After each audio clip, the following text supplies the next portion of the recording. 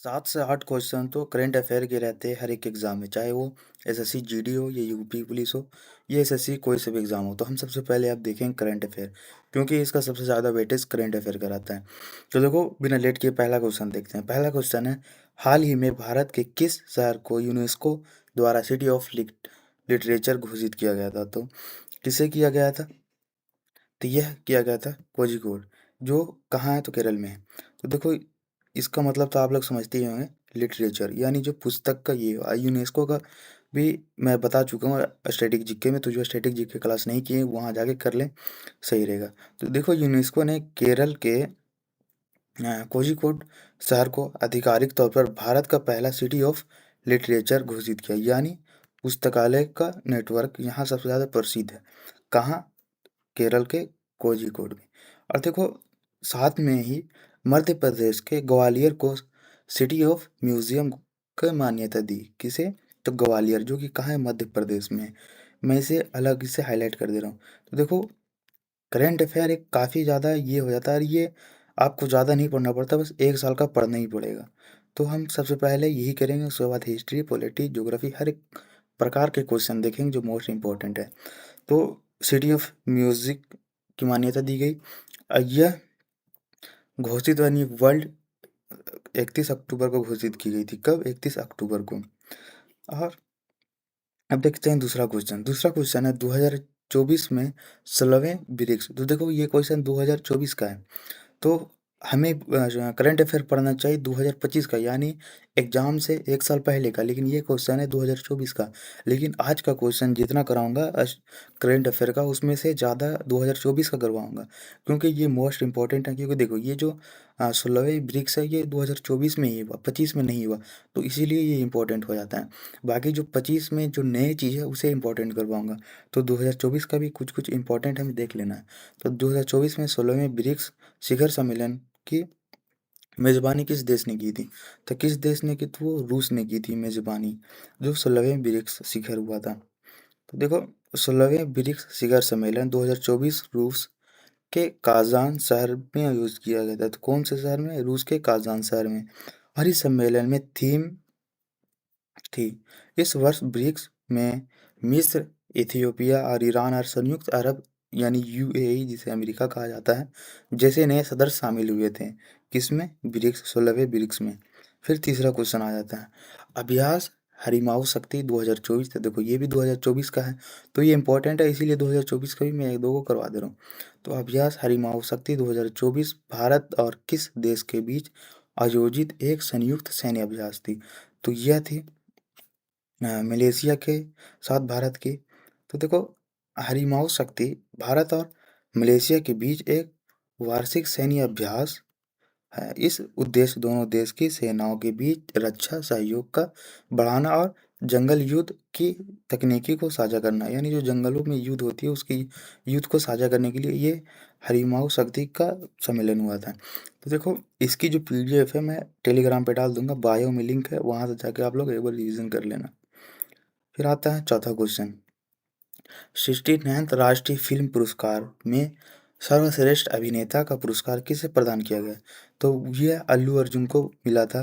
तो किस लिए? जो द पुष्पा मूवी आई थी उसके लिए ये 69th राष्ट्रीय फिल्म पुरस्कार मिला था अल्लू अर्जुन को, जो कि साउथ फिल्म के काफ़ी है। ये अल्लू अर्जुन पुष्पा राज किन किन्होंने ने मूवी देखी है, ये ज़रूर बताना। तो देखो, 69th राष्ट्रीय फिल्म पुरस्कार अल्लू अर्जुन फिल्म पुष्पा द राइज के लिए सर्वश्रेष्ठ अभिनेता चुना गया था, और यह सर्वश्रेष्ठ अभिनेता का राष्ट्रीय पुरस्कार जीतने वाले पहले तेलुगु अभिनेता। तो क्वेश्चन यहाँ ये भी बन जाए, क्योंकि देखो, एसएससी कहीं से भी कुछ भी उठा पड़ा के क्वेश्चन दे देगा कि साउथ साउथ हीरो के सर्वश्रेष्ठ अभिनेता कौन है जो राष्ट्रीय पुरस्कार जीतने वाले थे? तो वो कौन? तेलुगु से अल्लू अर्जुन। किस में? तो पुष्पा द राइज फिल्म पे इन्हें मिला था। सर्वश्रेष्ठ अभिनेत्री का पुरस्कार किसे मिला था, यानी महिला में? तो आलिया भट्ट। वो किस फिल्म के द्वारा मिली थी? तो गंगूबाई, जो एक फिल्म है, आलिया भट्ट रोल करती है, उनको मिलता है अभिनेत्री का पुरस्कार। तो ये गंगूबाई, जिन्होंने फिल्म देखा है वो जरूर देख लेना, काफ़ी अच्छी फिल्म है। आकृति सेना, जिसे मिमी का संयुक्त रूप से दिया गया था। पांचवा क्वेश्चन क्या कहता है, मिशन शक्ति के तहत नारी शक्ति अदालत का संचालन पायलट आधार पर किन राज्यों में शुरू किया गया था? तो ये आसाम और जम्मू कश्मीर में शुरू किया था। तो देखो, केंद्रीय सरकार के केंद्र सरकार ने असम और जम्मू कश्मीर को पायलट आधार के नारी शक्ति महिला यानी महिला अदालत शुरू की थी, जो पंचायती स्तर पर थी। यानी पंचायत तक जो भी महिला के साथ जो छोटे मोटे विवादों का समाधान के लिए पंचायती स्तर का ये केंद्र बनाया गया था। कौन से इसमें? तो नारी शक्ति अदालत के तहत। छठा क्वेश्चन क्या है? हाल ही में चर्चा में रहा अमृत धरोहर कार्यक्रम किससे संबंधित है? देखो, यह संबंधित है अर्धर भूमि संरचना से। तो मैं इस वीडियो के लास्ट में आपको ऐसे मॉक टेस्ट के बारे में बताऊंगा जिससे एसएससी में डायरेक्ट टू डायरेक्ट क्वेश्चन आपको मैच करेगा। यानी जो उस मॉक टेस्ट में रहेगा वही एसएससी में रहेगा। तो कुछ क्वेश्चन रहेगा, सारे नहीं। तो उसमें बहुत सारे मॉक टेस्ट मिलेगा, तो वो मैं लास्ट में आपको बताऊंगा, क्योंकि यहाँ अभी सिलेबस देखो। तो अमृत धरोहर योजना का उद्देश्य भारत के रामसर स्थलों का संरक्षण है और उनके परिस्थितियों महत्व को बढ़ावा देना, और इसकी घोषणा केंद्रीय बजट 2027 से 24 में की गई थी। देखो, ये 27 से 24 की क्वेश्चन है, पर ये इंपॉर्टेंट है, इसलिए मैं इसको लाया हूँ यहाँ। और ताकि स्थानीय समुदायों को मदद से आर्द्र भूमि संरचना को सुनिश्चित किया जाए। बाकी इसके बाद हम जितने देखेंगे सारे 25 के देखेंगे, जो कि और उसमें जो 24 का ही मोस्ट इंपॉर्टेंट है उसी को देखेंगे। देखो, करंट अफेयर मतलब होता है क्या? तो करंट अफेयर मतलब जो अभी जो न्यूज़ होता है ना, उसी को बोलते हैं करंट अफेयर, जो अभी समकालीन में चल रहा है। भारत के वर्तमान मुख्य सत्कर्ता आयुक्त यानी सीवीसी कौन है? तो ये हो जाते हैं प्रवीण कुमार श्रीवास्तव। कौन? प्रवीण कुमार श्रीवास्तव।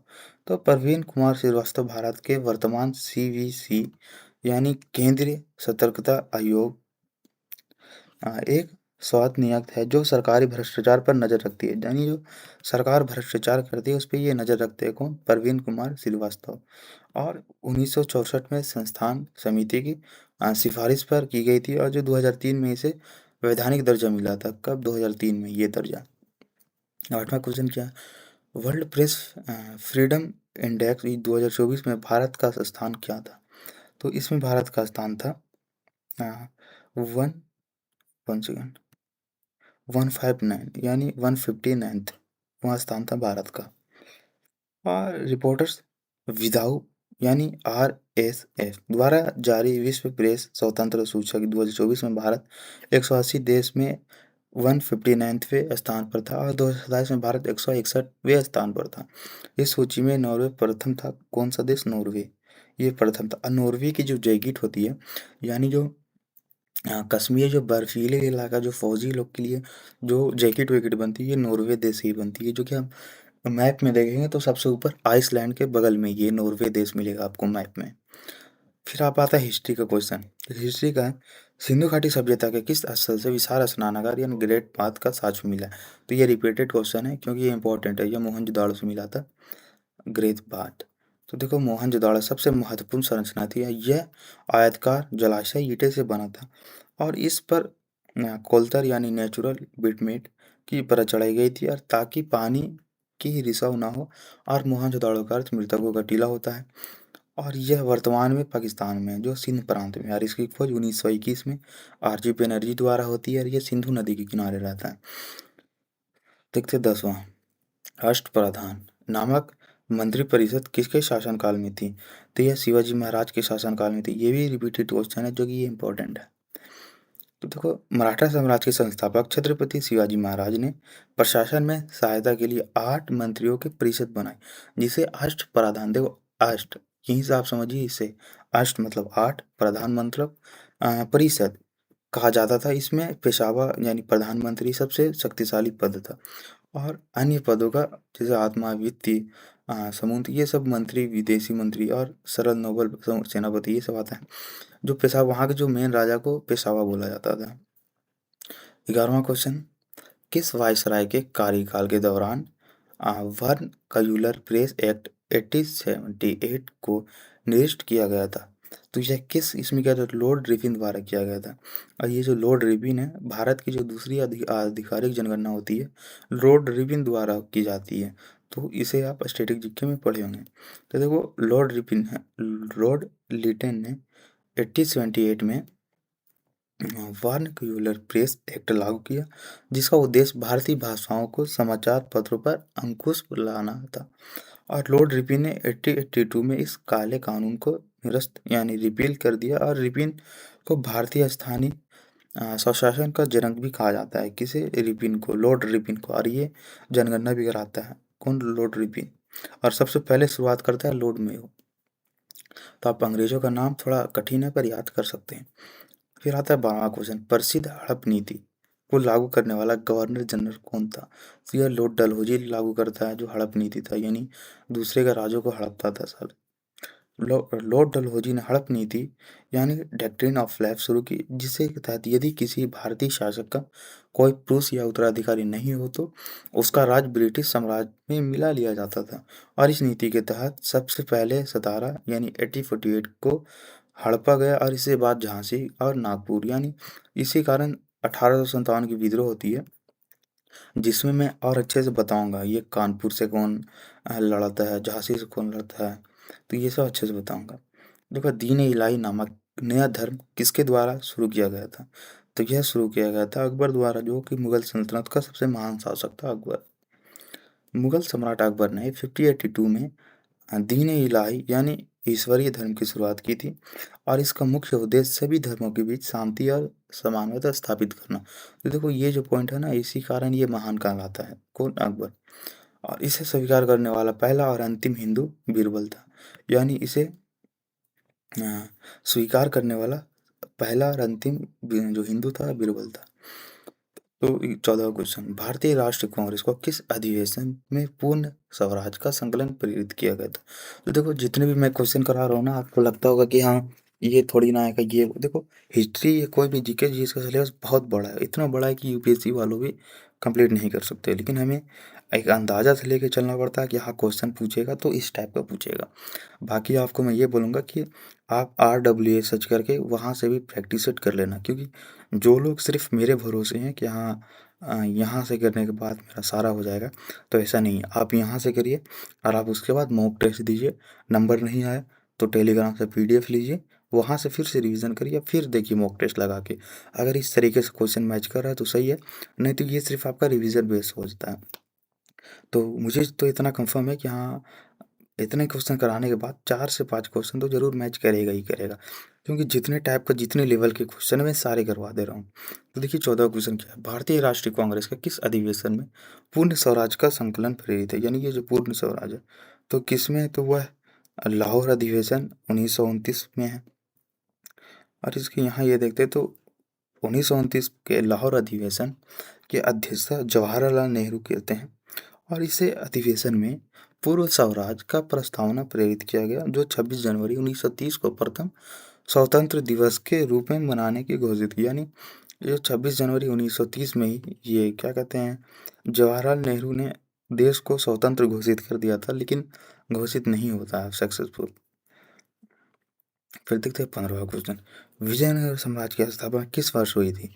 तो यह 1336 में हुई थी। कौन करता था? हरिहर एवं बुक्का दो भाई थे, उन दोनों ने मिलकर किया विजयनगर साम्राज्य का स्थापना।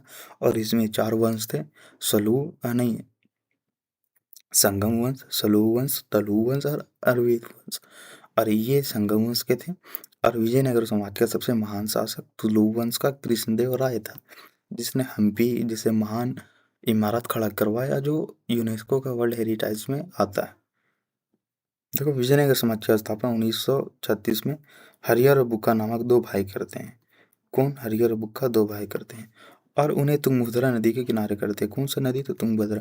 तो ये एक ऐसी नदी थी जिसके कारण हमेशा विजयनगर साम्राज्य और बहमनी साम्राज्य से लड़ाई होती थी। तो हमारा सिलेबस जो है हिस्ट्री का, मुगल साम्राज्य तक कंप्लीट हो चुका है। और आगे हम बस 3 से 4 क्लास और बचा है, तो उसको मैं करवा दूंगा। उसके लिए टेंशन ना लें, 3 से 4 क्लास में पूरा हिस्ट्री कंप्लीट, तो उसे मैं करवाऊंगा, टेंशन नहीं लेने का। फिर किनारे अपनी राजधानी हम्पी बनाई, और जो कृष्णदेवराय ये हम्पी बनाते हैं।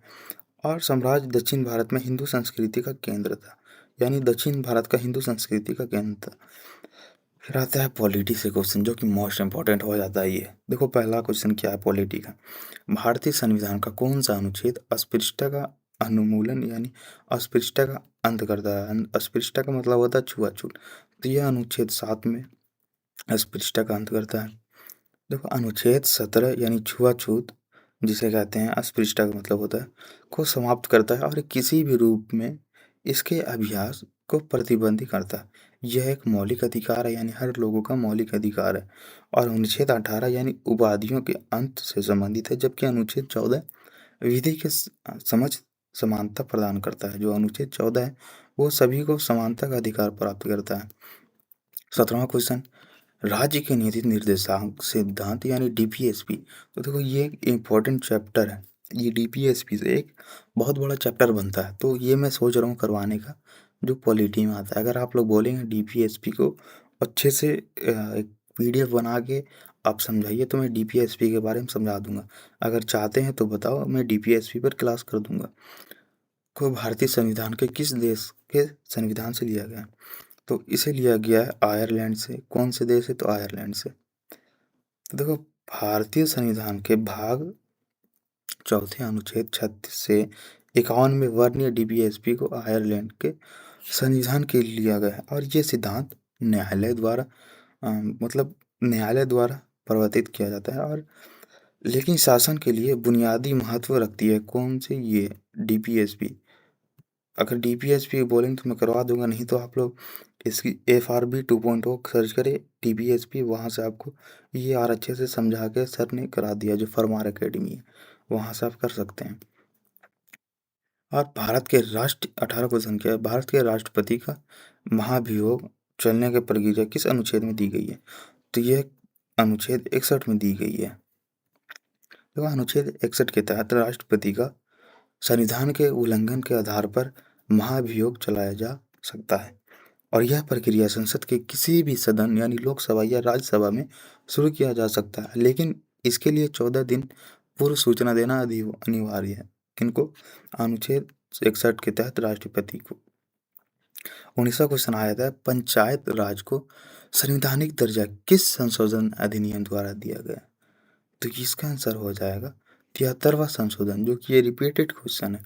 रिपीटेड मतलब ये समझो, क्योंकि देखो एसएससी का डायरेक्ट यहाँ बैच लगा के हम क्वेश्चन प्रैक्टिस नहीं कर सकते, तो मैं जिन क्वेश्चन को रिपीटेड कह रहा हूँ तो आप लोग समझ जाइए, बस समझदारों के लिए सारा काफ़ी है।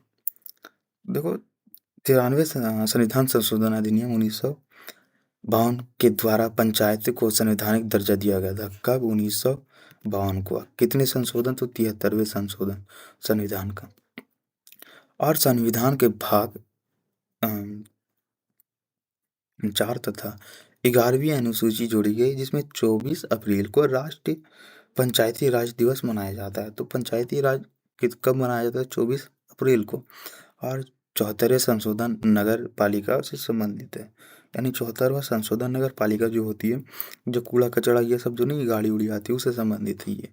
20वां क्वेश्चन, लोक लेखा समिति यानी पब्लिक अकाउंट्स अकाउंट्स कमेटी में कुल कितने सदस्य हैं? यानी इसमें जो लोक लेखा समिति है इसमें कुल 22 सदस्य थे। कितने? 22। तो देखो लोक लेख समिति यानी PAC में कुल 22 सदस्य होते हैं और जिनमें से 15 लोकसभा और 7 राज्यसभा चुने जाते हैं। इस समिति का मुख्य कार्य CAG की रिपोर्ट की जांच करना और परंपरा के अनुसार इसका अध्यक्षता विपक्ष का नेता को देना। 21वां क्वेश्चन क्या हो जाता है, भारतीय संविधान के किस अनुच्छेद के तहत वित्तीय आपातकाल लगाया जाता है, यानी फाइनेंशियल इमरजेंसी? तो यह इसका आंसर हो जाता है ये अनुच्छेद 360 के तहत आपातकाल लागू होता है। तो अनुच्छेद 360 यानी राष्ट्रपति को वित्तीय आपातकाल घोषित करने की शक्ति देता है। अब भारत में अब तक एक भी बार वित्तीय आपातकाल नहीं लगाया गया। और 393 राष्ट्रीय आपातकाल, 356 राष्ट्रीय शासन, ये सब अनुच्छेद है। तो देखो अनुच्छेद के बारे में जैसे संविधान को हमें काफ़ी अच्छे से पढ़ना चाहिए कि आपका अधिकार क्या क्या है। बाकी जीवन स्तर पे आपका बहुत काम आएगा संविधान पढ़ने से, इसलिए आप कहीं भी अपना आवाज़ उठा सकते हैं। 22वां क्वेश्चन क्या है, समान नागरिक संहिता का उल्लेख संविधान के किस अनुच्छेद में है? तो समान नागरिकता संहिता का अनुच्छेद 44 में उल्लेख है। देखो अनुच्छेद 44 राज्य के पूरे भारत में नागरिकों के लिए एक समान नागरिक संहिता सुनिश्चित करने का निर्देश देता है। और वर्तमान में गोवा यानी भारत का एकमात्र राज्य है जहाँ यूसीसी लागू है। यानी पुर्तगाली शासन के समय में उत्तराखंड हाल ही में इसे लागू करने वाला पहला स्वतंत्र भारत का राज्य था, यूसीसी। अब आता है स्टैटिक जीके का क्वेश्चन, जो कि यहाँ से भी अच्छा खासा बनता है। कुचिपुड़ी किस राज्य का प्रसिद्ध शास्त्रीय नृत्य है? तो यह हो जाता है इसका आंसर, ये आंध्र प्रदेश का कुचिपुड़ी यानी एक नृत्य है। तो कुचिपुड़ी आंध्र प्रदेश का शास्त्रीय नृत्य है। इसका नाम आंध्र प्रदेश के कृष्ण जिले के कुचेलपुरम गांव के नाम पर पड़ा। कौन से गांव में? तो कुचेलपुरा। यह नृत्य गीत और प्रदर्शन का मिश्रण है। केरल का मोहिनी अट्टम, तो देखो ये मोहिनी अट्टम काफी प्रसिद्ध है। और ये कथकली, तो कथकली कथकली केरल से है, और मोहिनी अट्टम तो ये स्टैटिक जीके क्लास में ये दोनों के बारे में बताया हूँ मैं। तो जो नहीं किया स्टैटिक जीके क्लास कर ले। 24वां क्वेश्चन क्या कहता है? एशियन, वन सेकंड,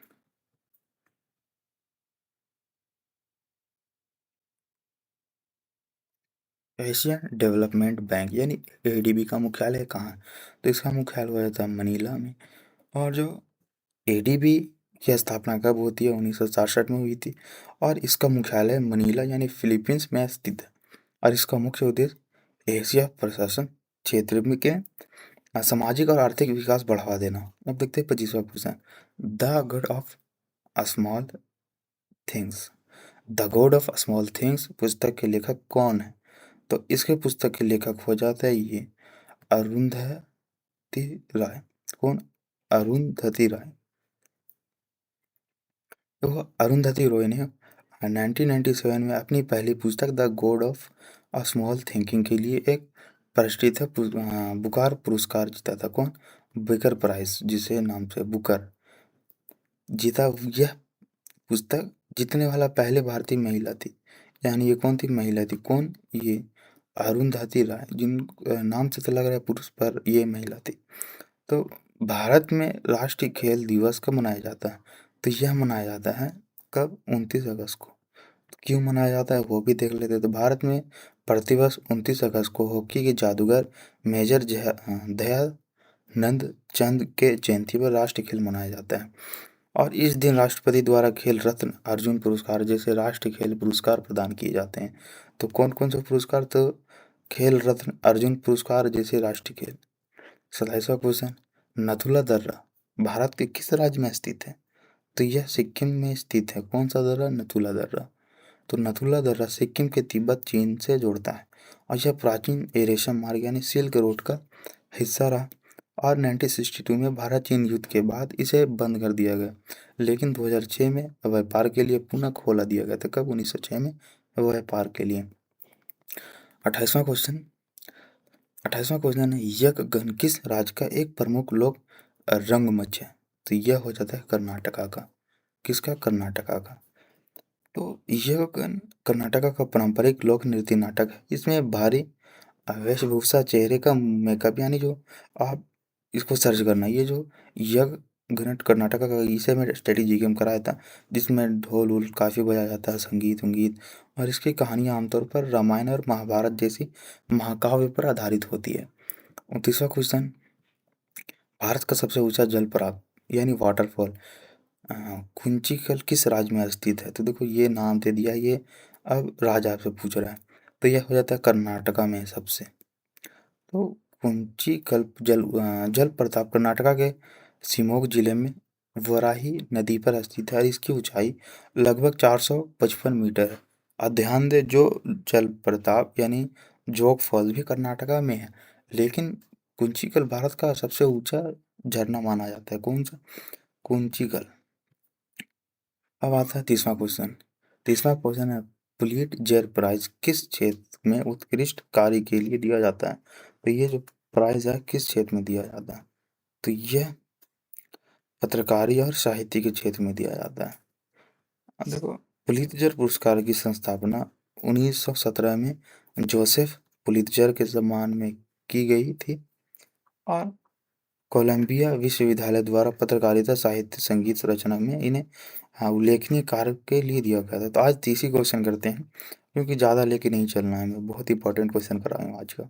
जो कि 50 का टारगेट था लेकिन 30 ही चले गए। बाकी मॉक टेस्ट के बारे में जो मैं बोला था, तो अभी तो बता दूँगा पर आपको ओवरथिंकिंग होने लगेगी कि कौन-सा मॉक टेस्ट था, क्या था, नहीं था, आपको समझ में नहीं आएगा। तो इसके ऊपर मैं एक वीडियो फुल डिटेल में बनाकर आपको दे दूँगा। आप लोग देख लेना और उसी तरीके से पढ़ना और एनालिसिस करना। तो मैं कल या परसों तक फुल डिटेल में उस मॉक टेस्ट के बारे में बता दूँगा। तो उसके लिए टेंशन ना लें। तो मिलते हैं नेक्स्ट वीडियो में, आज के लिए जय हिंद।